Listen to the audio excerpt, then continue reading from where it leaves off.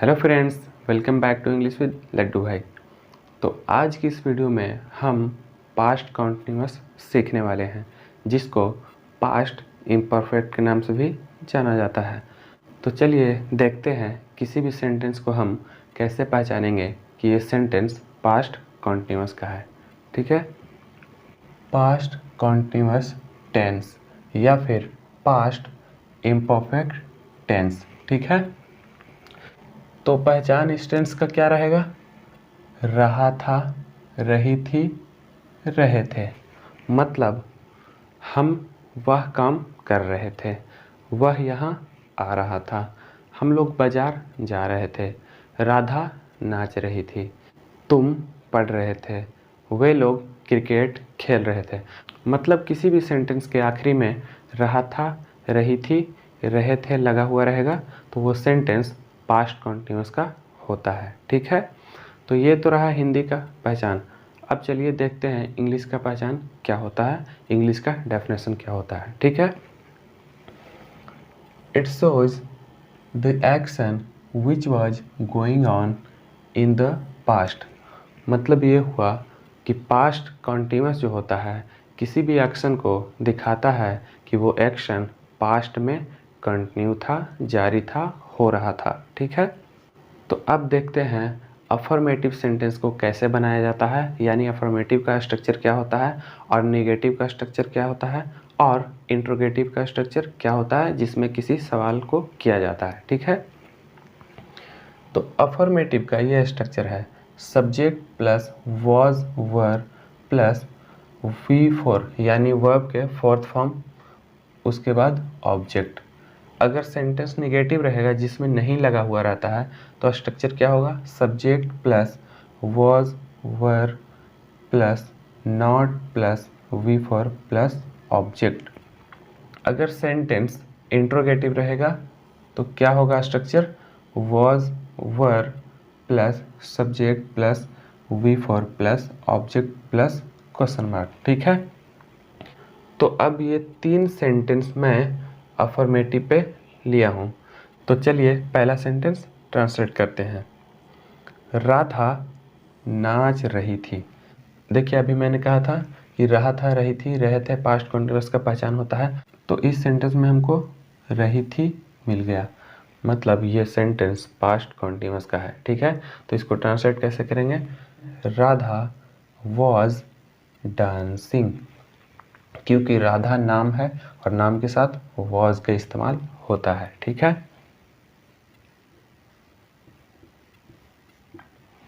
Radha was dancing, Radha नाच रही थी।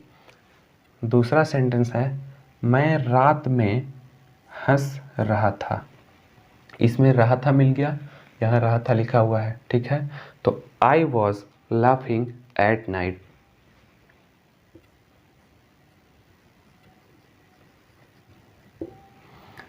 I was laughing at night, मैं रात में हंस रहा था। अब देखिए इस सेंटेंस में यहाँ क्या लिखा हुआ है? रात में, तो में के लिए तो इन का इस्तेमाल होता है, लेकिन हम यहाँ पे क्या लिखे हैं? एट लिखे हैं।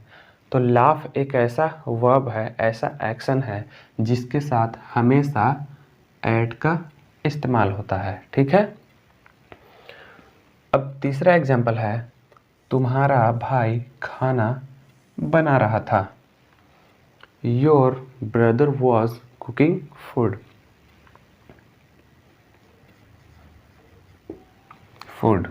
Your brother was cooking food. तुम्हारा भाई खाना बना रहा था। अब दो सेंटेंस मैं नेगेटिव पे लिया हूँ। ठीक है, तो पहला सेंटेंस क्या है? वे लोग फुटबॉल नहीं खेल रहे थे। They were not playing football.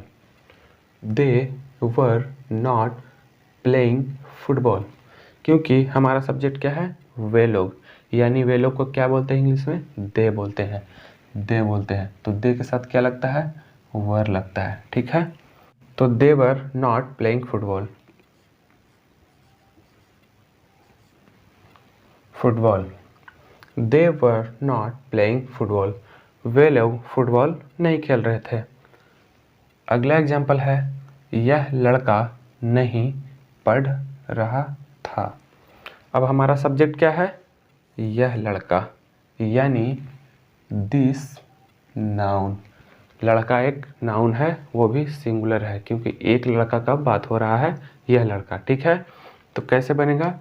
This boy was not reading. This boy was not reading. This boy was not reading. यह लड़का नहीं पढ़ रहा था। ठीक है, अब दो एग्जाम्पल मैं इंट्रोगेटिव पे लिया हूँ। तो जब किसी भी सेंटेंस में सवाल किया जाता है तो उस सेंटेंस को इंट्रोगेटिव बोला जाता है और उसे ऑक्सिलरी वर्ब से स्टार्ट किया जाता है। ठीक है, तो हम ये दोनों सेंटेंस को वॉज या वर से स्टार्ट करेंगे सब्जेक्ट के अकॉर्डिंग। ठीक है, तो पहला सेंटेंस क्या है? क्या तुम्हारे पिताजी तुम्हें डांट रहे थे? मतलब तुम्हारे पिताजी third person singular number subject है। ठीक है, तुम्हारे पिताजी third person singular number subject है। तो थर्ड पर्सन सिंगुलर नंबर के साथ क्या लगता है? वॉज लगता है। Was your father scolding you, क्योंकि स्कोल्ड का मतलब होता है डांटना और स्कोल्ड का फोर्थ फॉर्म स्कोल्डिंग हो जाएगा। ठीक है, was your father scolding you. You was your father scolding you. क्या तुम्हारे पिताजी तुम्हें डांट रहे थे? ठीक है, अगला एग्जाम्पल है, क्या वह तुम्हें अंग्रेजी पढ़ा रही थी? रही थी मतलब कोई लड़की है। ठीक है, तो वह हमारा सब्जेक्ट है, तो वह को सी बोलते हैं जब कोई लड़की हो। ठीक है, तो सी के साथ वॉज का इस्तेमाल होता है। ठीक है, तो क्या वह तुम्हें अंग्रेजी पढ़ा रही थी? Was she teaching you English. ठीक है, was she teaching you English. क्या वह तुम्हें अंग्रेजी पढ़ा रही थी?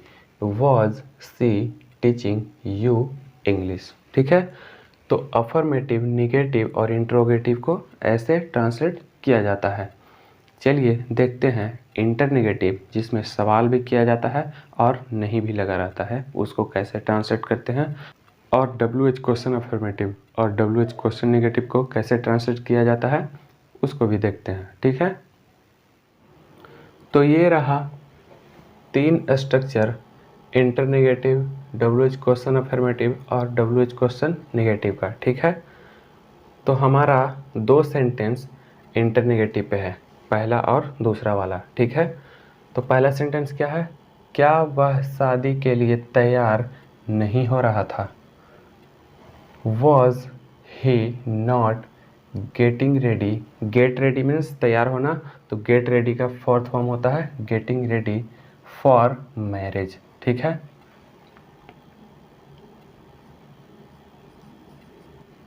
Marriage. Was he not getting ready for marriage. क्या वह शादी के लिए तैयार नहीं हो रहा था? ठीक है, दूसरा एग्जाम्पल है, क्या निशा तुम्हें धोखा नहीं दे रही थी? Was Nisha not cheating on you. Was Nisha not cheating on you. ठीक है,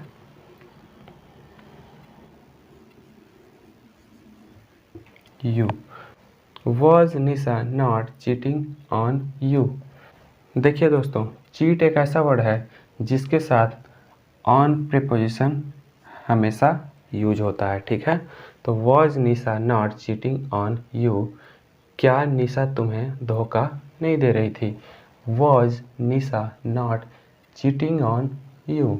ठीक है, अब 2 एग्जाम्पल मैं WH क्वेश्चन अफर्मेटिव पे लिया हूँ। ठीक है, पहला एग्जाम्पल क्या है? राम और श्याम क्यों लड़ रहे थे?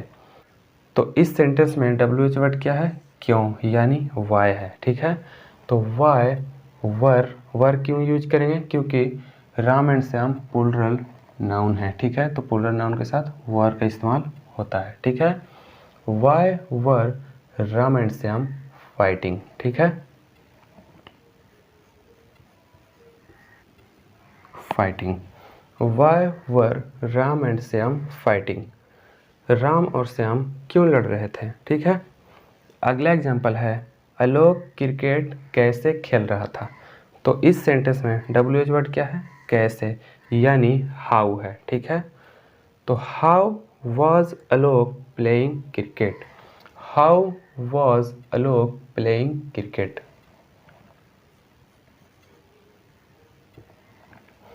How was Alok playing cricket, Alok cricket कैसे खेल रहा था। How was Alok playing cricket, उसके बाद क्वेश्चन मार्क। ठीक है। अब दो एग्जाम्पल मैं WH क्वेश्चन निगेटिव पे लिया हूँ। ठीक है। तो पहला सेंटेंस क्या है, तुम क्यों नहीं पढ़ रहे थे। तो इस सेंटेंस में WH वर्ड क्या है, क्यों है, और सब्जेक्ट हमारा क्या है, यू है। ठीक है। तो यू के साथ हमेशा वर का इस्तेमाल होता है, यू के साथ हमेशा वर का इस्तेमाल होता है। ठीक है। तो सेंटेंस कैसे बनेगा, why were you not studying या फिर रीडिंग। ठीक है। Why were you not studying, तुम क्यों नहीं पढ़ रहे थे। ठीक है। अगला सेंटेंस है वह तुम्हें कब नहीं पढ़ा रहा था। तो इस सेंटेंस में WH वर्ड क्या है, कब है, यानी व्हेन है, और सब्जेक्ट हमारा क्या है, वह है, यानी ही है। तो ही के साथ हमेशा वॉज का इस्तेमाल होता है। ठीक है। तो सेंटेंस को ट्रांसलेट कैसे करेंगे, when was he not teaching you, वह तुम्हें कब नहीं पढ़ा रहा था। ठीक है। You, when was he not teaching you, वह तुम्हें कब नहीं पढ़ा रहा था। When was he not teaching you. ठीक है। तो इस तरह WH question affirmative, WH question negative और इंटर नेगेटिव को ट्रांसलेट किया जाता है स्ट्रक्चर के अकॉर्डिंग। ठीक है। तो चलिए अब देखते हैं स्पेशल स्ट्रक्चर्स। तो ये रहा पास्ट कॉन्टिन्यूअस का स्पेशल स्ट्रक्चर। ठीक है। ये अफर्मेटिव है और ये निगेटिव है, दोनों पे मैं एक एक सेंटेंस लिया हूँ। ठीक है। पहला सेंटेंस क्या है, कौन तुम्हारी मदद कर रहा था।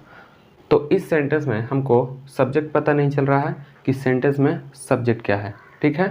तो सब्जेक्ट को हम कैसे फाइंड आउट करेंगे, यहाँ पे क्या लिखा है, कौन तुम्हारी मदद कर रहा था, मतलब जो मदद कर रहा था सब्जेक्ट वही है, क्योंकि सेंटेंस में जो कोई काम करता है सब्जेक्ट तो उसी को बोलते हैं ना, मतलब जिसके बारे में पूछ रहे हैं सब्जेक्ट वही है। तो इस सेंटेंस में सब्जेक्ट कौन है, यानी हु है। तो हु वॉज हेल्पिंग यू, कौन तुम्हारी मदद कर रहा था। You, who was helping you, कौन तुम्हारी मदद कर रहा था। ठीक है। एक एग्जाम्पल मैं नेगेटिव पे लिया हूँ। ठीक है। कौन कौन स्कूल नहीं जा रहा था। तो यहाँ पे एक से ज़्यादा लोग हैं और मैं सवाल पूछ रहा हूँ कि कौन कौन स्कूल नहीं जा रहा था, मतलब जो जो स्कूल नहीं जा रहे थे सब्जेक्ट वो हैं। तो कौन कौन हमारा सब्जेक्ट हो गया। तो कौन कौन को इंग्लिश में क्या बोलते हैं, who all were not going to school. ठीक है।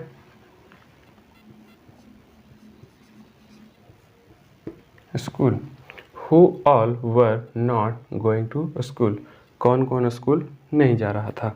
तो आज की इस वीडियो में बस इतना ही, मिलते हैं फिर किसी नेक्स्ट वीडियो में। वीडियो अगर अच्छा लगा हो तो वीडियो को लाइक करें, शेयर करें, और अगर आप इस चैनल पर पहली बार आए हैं तो चैनल को सब्सक्राइब कर लें, ताकि फ्यूचर में आने वाले हर एक वीडियो का अपडेट सबसे पहले आपको मिले। Thanks for watching this video.